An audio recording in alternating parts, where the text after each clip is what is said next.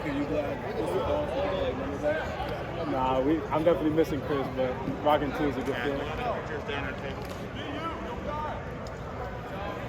Emeka, how did last year measure up to your expectations for what you thought was going to happen compared to what you did? I mean, last year was a great year for me. I mean, I got to sit behind guys like Chris Olave, Joe Wilson, Jackson, and, really just learn from them. And I know how great of careers you're going to have in the NFL, and just to have those guys as my big brothers guiding me along the way was the best thing I took out of last year. What did you take out of it in terms of what you want to accomplish in the sport? Like last year? Yeah, like what did you learn last year that you think you got to improve on? The game is a lot faster at this level. I'm sure a lot of people say that, but it's really true.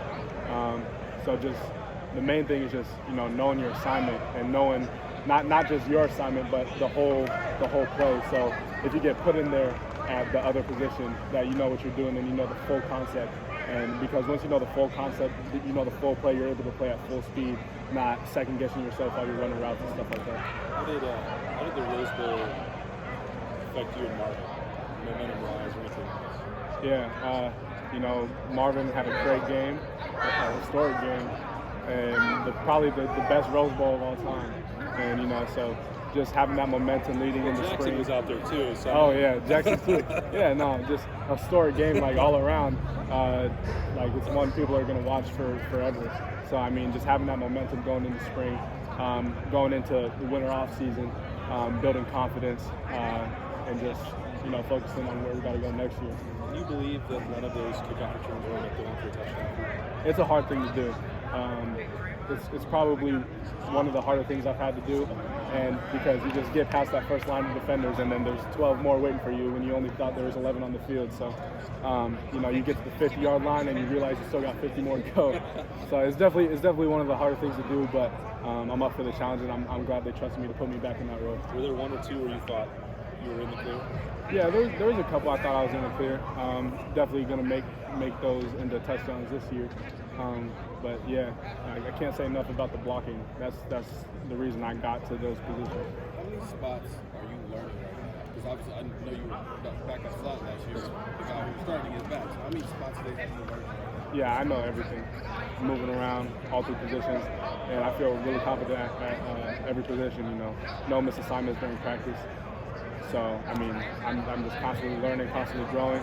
And with the help of guys like Marvin and the help of guys like Jackson and Julian, JB, X, like everybody in the wide receiver room is a wide receiver 1, and that's what a lot of people don't get, and that's why Zone 6 is so great.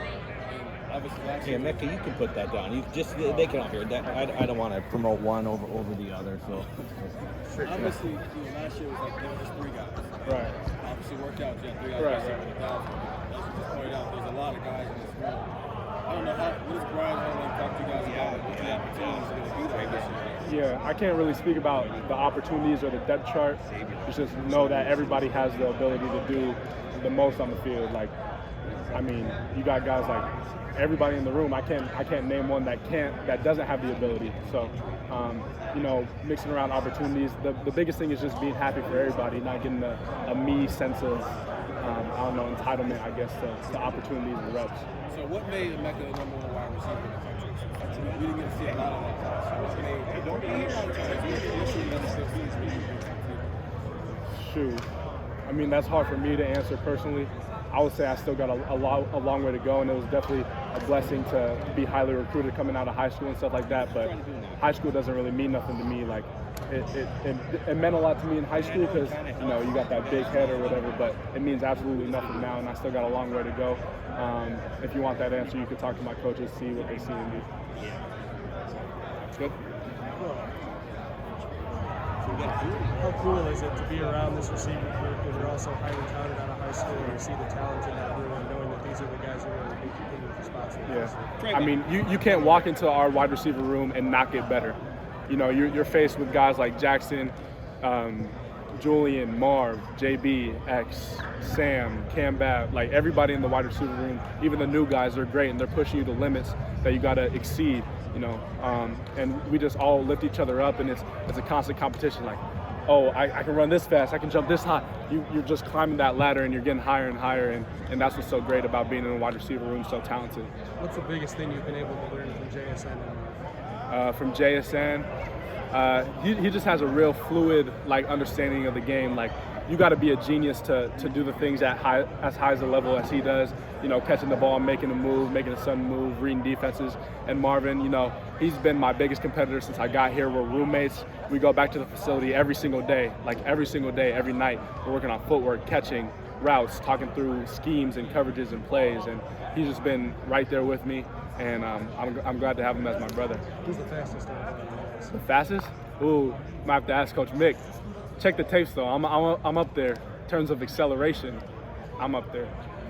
When they recruited you, did they recruit you as a slot receiver, or was it we want you to play all of these roles? Yeah, Coach Hart told me coming in that I'd be playing a little bit of everything.